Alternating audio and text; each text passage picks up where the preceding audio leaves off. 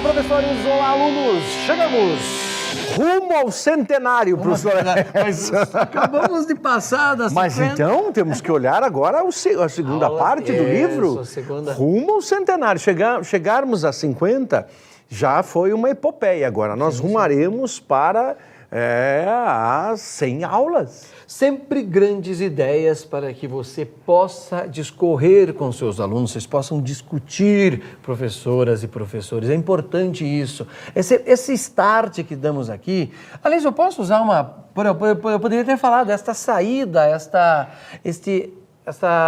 ideia, mas eu usei o termo start. Isso é possível? É possível. Fica Não, é um estrangeirismo aceitável, embora muitas vezes exista um exagero no uso de estrangeirismos. Conhecemos algumas pessoas que, por várias razões, uma delas é para impressionar a patuleia. A patuleia. Patuleia significa os assistentes. Então, para impressionar que patuleia é um termo antigo. Esse é um arcaísmo. É um termo muito velho, um termo antigo. Diferente, essa balbúrdia diferente do start. Mas alguns exageram nisso. Então, usam o tempo todo um anglicismo, usam um galicismo, por aí adiante. Anglicismo e galicismo. São as influências inglesas, britânicas, e ao mesmo tempo você coloca a Galícia, os alemães, vêm juntos, os germânicos, os italianos, os franceses, e você coloca, porque nós somos um emaranhado miscigenado de línguas. E aí você, professor que está conosco, professora, sabe muito bem que olhando a língua portuguesa, nós somos, como disse o poeta Bilac, a última flor do Lácio. Na verdade, há controvérsia sobre isso, mas ele disse, porque a nossa ligação, como última flor do Lácio, é uma ligação quíntupla. Nós temos afinidade com o italiano, nós temos afinidade com o espanhol, nós temos afinidade com o francês e nós temos afinidade com o romeno. E é claro, nós seríamos então a última flor do Lácio, a quinta parte dessa regiãozinha na Itália, porque era uma região pequena, esse diminutivo se apropria, pequenina, de onde surgiu o latim vulgar. O latim vulgar é de onde nós somos herdeiros necessariamente. Então, o nosso idioma hoje é um idioma com mais de 400 mil verbetes, mais de 400 mil palavras. E isso é considerado uma coisa pela ABL. Das outras línguas do mundo, fantástico. Perto do inglês é algo absurdo. Fantástico, mas ao mesmo tempo isso nos dá um dimensionamento vocabular muito grande, mas inapropriável, não nos apropriamos dele. Ficamos restritos a poucas palavras. Então, quando usamos um termo como start ou como patuleia, você recorre a duas vertentes. O estrangeirismo, essa palavra ainda não foi aportuguesada, muitas foram, e hoje falamos porque elas já fazem parte do nosso rol de disciplinas, rol também, um exemplo. Outras, mas o rol é mais conhecido. Sim, é mais comum. E a patuleia é um termo, é um arcaísmo, que vem no mesmo sentido de nosocômio, por exemplo, que ninguém usa. Nosocômio é hospital. Então as pessoas usavam. Aí, é claro, leituras de compêndios literários um alfarrábio, é isso? Se eu for no alfarrábio, eu chego lá.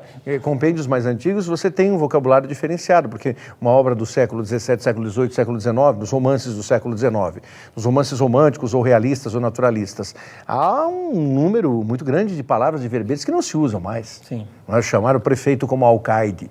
Nós estamos aqui na iminência de eleições a prefeito. Vamos 2016. Eleger um alcaide. O alcaide não existe. O alcaide, na verdade, é o mandatário da cidade. É quem manda na cidade, mas não é isso. Vai eleger o prefeito. Perfeito. Falando em políticos, já que os prefeitos são políticos, o tema da aula 51 é uma grande provocação. Professor e professoras, pensa no seguinte, professor Marcos, olha aqui, vou colocar aqui. No Brasil, os jogos de azar devem ser liberados? Uma pergunta. É uma pergunta. É comum ter uma pergunta como tema de redação? Sim. Em alguns concursos vestibulares e concursos públicos, sim. E para o Enem? Porque é uma situação problema. Mas o Enem surge em forma de pergunta. O Exame Nacional também. Ele pode não ser uma pergunta explícita, mas ele te conduz a dar uma resposta. Também, amigão, há o explícito.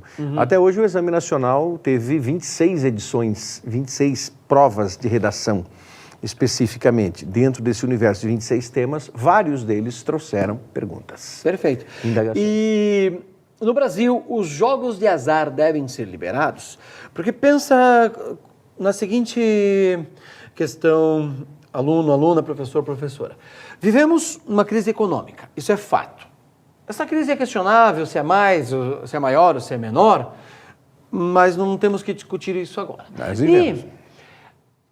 E levantou-se esse fato, esse projeto nos últimos tempos, dizendo o seguinte: se os jogos de azar forem liberados, entrará uma grande quantidade de tributos nos cofres brasileiros e esses tributos podem sim ajudar o país a sair da crise. Esta é a desculpa para a liberação dos jogos de azar, por isto a pergunta. Então, vamos colocar esse primeiro fato aí. A ideia de liberar os jogos de azar é arrecadar-se-á mais dinheiro. Por meio desses jogos, mais tributos vão entrar nos cofres públicos, tanto no município onde está instalado, seja o cassino, no estado onde está esse cassino e automaticamente para o governo federal. Este é o único argumento que se tem para a liberação dos jogos de azar. Claro, tem a tributação, tem os empregos e assim por diante. Quando você pega e vai ler o projeto, é isso que eles argumentam. Já vamos para os problemas. Vamos à definição, professor Laércio, do que é o jogo de azar. É isso que eu ia te perguntar. A palavra ali já me coloca... A definição, a primeira parte de qualquer texto, nessa discussão. O que é um jogo de azar? O que é um jogo de azar? Em princípio, todos os jogos nos quais você tem estatisticamente mais possibilidade de perder do que de ganhar é um jogo de azar. Mas então, a loteria, a Sena, a Mega Sena, a Quina, a Loteria Federal, todos são jogos de azar? Sim, claro que são.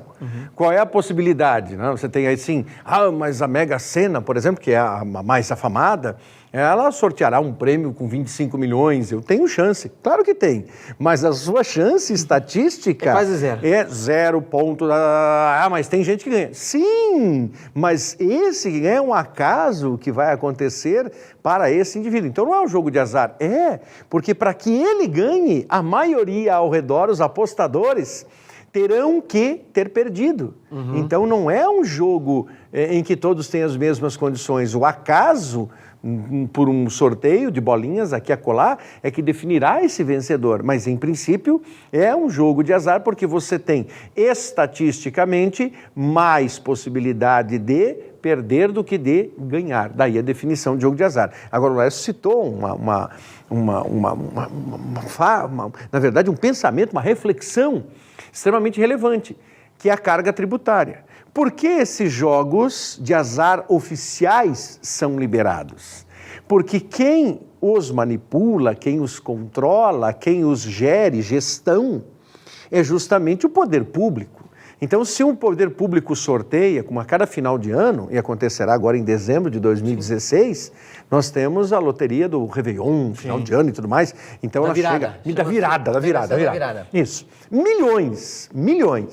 Mas... para que a Caixa Econômica Federal possa pagar esses milhões a 1, 2 sortudos ou que foram ausentes de azar, outros milhões ganhou a Caixa Econômica. Então, se ela paga 100 milhões, tenha certeza, o faturamento da Caixa foi bem maior.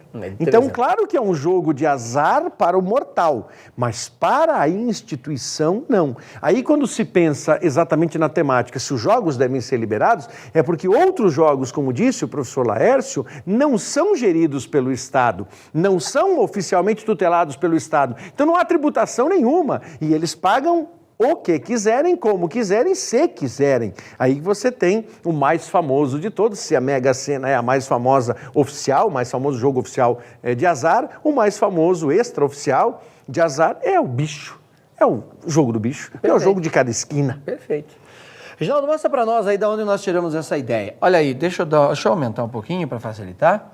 Olha, isso aqui, essa ideia veio do Senado, ok? 19/1 de 2016, liberação dos jogos de azar foi aprovada na Comissão da Agenda Brasil. E daí se desenvolve todo esse texto que você pode ler com atenção na sequência. Mas eu quero que você pense, por favor, na seguinte ideia aqui. Nós demos a justificativa que essa comissão colocou, que foi arrecadação de tributos. Mas pensa, por favor, no seguinte ponto.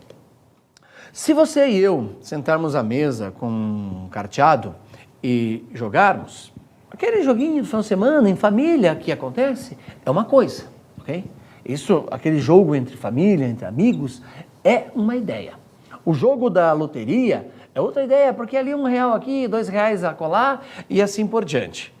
Agora, o Estado dar para um determinado grupo, vou citar aqui um indivíduo, Eike Batista. Quando a comissão fez esta proposta, na semana seguinte, a essa data que você acabou de ver aqui, ele já estava nos Estados Unidos. Isso aqui não é invenção, tá? Não estou fazendo... Está ali. É uma...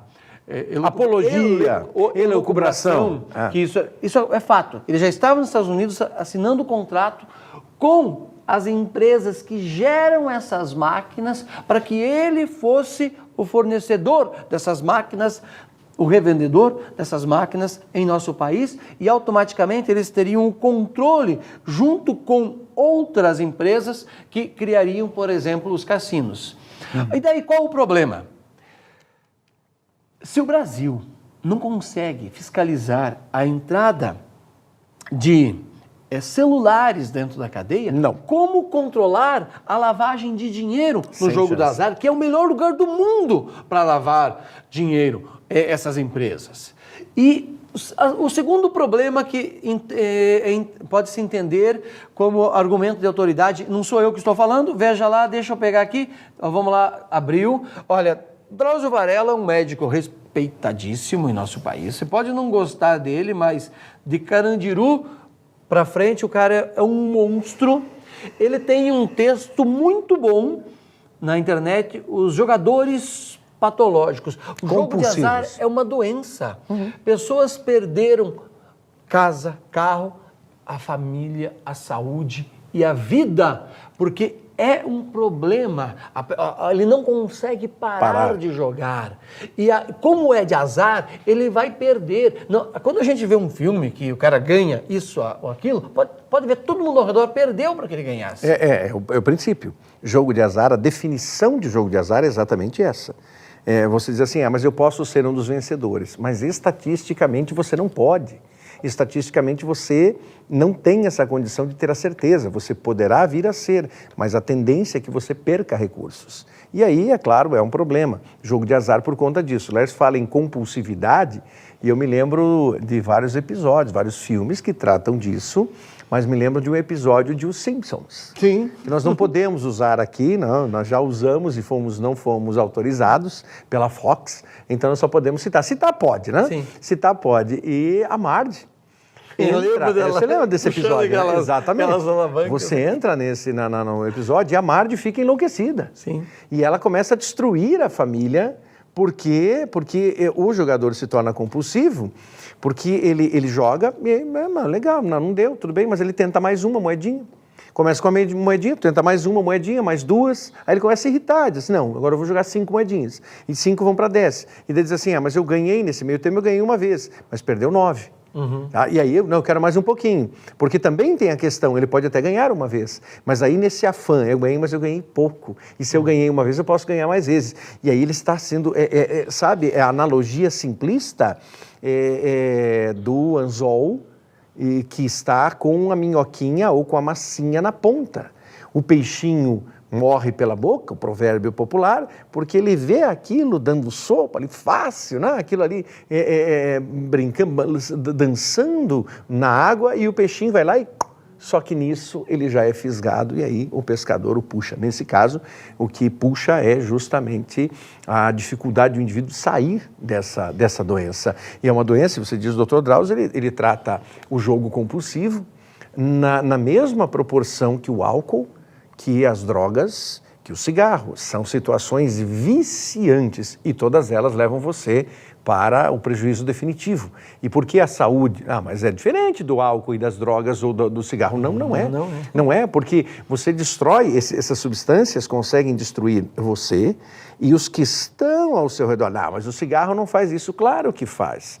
Torna familiares fumantes passivos, prejudica em várias situações o próprio organismo e dos que estão ao redor. Então, claro que ele é um prejuízo, contamina com o aroma. Veja o que ele diz nessa entrevista. Coloca para nós lá, Reginaldo. Ó, eu estou pulando ali, estou no segundo parágrafo. A tendência ao jogo patológico não significa falta de caráter ou fraqueza moral. É uma doença comportamental semelhante à dependência química dos usuários de álcool, como você acabou de falar, ou de outras drogas, como elas têm tratamento. O ideal é que os familiares e o próprio jogador patológico se convençam de que devem admitir o problema e procurar o quê? Uma orientação profissional especializada em saúde mental. O jogo patológico é um transtorno psiquiátrico e não um desvio de caráter. Por favor, não podemos entender assim. Encará-lo de outra forma só trará dissabores e sofrimento. Esse texto, professoras, alunos e alunas, deve ser lido na íntegra. É um texto longo, é uma entrevista que o Dr. Drauzio Varela faz, justamente buscando alertar. E nós temos que pensar quem são. Quais são esses políticos que querem aprovar? E por que querem? Qual é o objetivo? Qual é o objetivo para um lobby nesse contexto? Sim. Será que há problemáticas menos graves e delicadas na sociedade brasileira que fiquem de lado diante disso? Será que isso é mais importante, por exemplo, que aspectos da alimentação, como nós conversamos no programa 50, Sim. na aula de número 50? Será que liberar os jogos de azar é preponderante em relação ao desperdício de alimentos, que foi o que nós discutimos na aula 50, professor Laércio? E temos coisas mais importantes do que pensar no jogo de azar. Será que ao discutirmos medidas contra a corrupção em nosso país, será que as 10 medidas contra a corrupção, um país que se coloca abjetando a corrupção, é inferior a essa discussão aqui? E, inclusive, essa discussão também suscita um outro problema que há muito tempo o Congresso Nacional debate, que são os cassinos. Sim. Se eles devem voltar... O Brasil já teve, percebeu que era ruim. O Brasil já teve. Só que o governo brasileiro entendeu, à época, a nocividade do cassino para a maioria. E, é claro, a bondade do cassino para uma minoria. A minoria era muito feliz tendo o cassino porque ganhava. É Vegas. Vegas é tudo aquilo, porque, como dizem alguns, aí eu me lembro de outro filme que trata de Vegas, né? Se beber, não case. Se beber, não case. Se beber, não case. Os caras vão para Vegas e enlouquecem. Por quê? Porque ali, aí fica um dito norte-americano, né? O que acontece em Vegas fica em Vegas. Fica em Vegas, exatamente. Por quê? Porque a situação é famigerada e aí se perdem mesmo nas maquininhas de apostas. Nós tivemos no Brasil, você lembra, Laércio, eu era recém-nascido, você tem um pouco mais de vida, não é? Boa. E você... Boa. Você lembra... Eu tenho mais cabelo branco, mas mais cabelo. Mais cabelo branco. Idade tenho eu. Mas você deve lembrar dos fliperamas. Sim, sim. Eu não tinha dinheiro para jogar nos fliperamas. Acho que eu fui pouquíssimas vezes porque não tinha recurso para os fliperamas. Mas você que acha, você jovem, assim, garota, fliperama? O que é isso? Isso é quando nem se pensava em celular na mão de alguém. Sim. Então o fliperama era uma casinha no estabelecimento comercial. E aí você entrava no fliperama e não é que ali fosse um jogo de azar, mas você, se tivesse dinheiro, gastava muitas fichas. Sim. jogando só por entretenimento. Então era um entretenimento. Mas num cassino, esse entretenimento é pior. Ainda mais quando tem o desafio de eu poder ganhar, né? A Exato. chance de... aquele risco. Basta um pensamento rápido. Algum dono de cassino colocaria em jogo a fortuna dele, toda a empresa, se ele tivesse uma possibilidade grande de perder? Não. Ele faz o contrário. Ele joga com as pessoas que potencialmente querem ganhar, mas são perdedoras. E mesmo que alguém ganhe, o número é tão pequeno que não mexe na sua fortuna, ela só aumenta. Mesmo no dia que quebrou a banca, ele teve lucro. Um quebrou a banca, mas as outras bancas... Sim. Conseguiram ter lucro, então pagou aquilo e até é interessante, porque ele vai dizer assim, esse que quebrou a banca prova que é possível. Então os outros vão jogar mais ainda. Ele serve de chamariz para você. Exatamente, eles vão jogar mais ainda porque sabem que um pôde, mas esse que pôde veio à frente de milhares. E ele torce para que aquele que quebrou a banca volte. O jogo do bicho, né, Laércio, em especial, o jogo do bicho ele é famoso no Brasil por causa do folclore, né? Então, e em particular aqui em nossas bandas curitibanas, você que é de outras localidades, nós temos uma rua que se tornou bem conhecida e muitas cidades também herdaram esse nome, essa situação da rua que se chama para nós Rua 15, na verdade Rua das Flores, ela é conhecida como Rua das Flores. E ali na Rua das Flores nós sempre tivemos uma senhora simpática, berradora, e essa berradora sempre dizia, assim, lá no meio da Rua 15, da Rua das Flores, né? Borboleta, corre hoje! E a voz dela esganiçada, ela penetrava os ouvidos de quem estivesse a quadras de distância. Para dar uma descrição assim, do ponto onde ela estava, onde é a Universidade Federal do Paraná, que dá mais ou menos uns 500 metros, você ouvia. Borboleta, borboleta. Corre hoje. Corre então, hoje. E é lá, o bicho é um jogo modesto, mas ele sempre esteve ligado à nocividade, não só do jogo, mas de substâncias alucinógenas da própria droga. Droga e bicho, muitas vezes, no Rio de Janeiro, em especial, estiveram juntas e fomentaram, inclusive, desfiles de escola de samba. Sim, não. E jogos de futebol, times de futebol. Né? Exatamente. Este é um tema importante dentro da sociedade brasileira. Olha, vale uma discussão, essa definição do jogo de azar e você refletir até que ponto esse jogo poderia trazer o menor benefício ao povo brasileiro. Em particular, eu não vejo benefício algum, ao contrário. Diante da patologia da doença, né? Sim. Fechamos a conta, então? Fechamos, professor Laércio. 51, rumo aonde mesmo? Nós vamos para o centenário. Rumo ao centenário, rumo ao SAI Digital, aqui para você, SAI Digital de número 100. Não perca, daqui a pouquinho. Até mais. Grande abraço.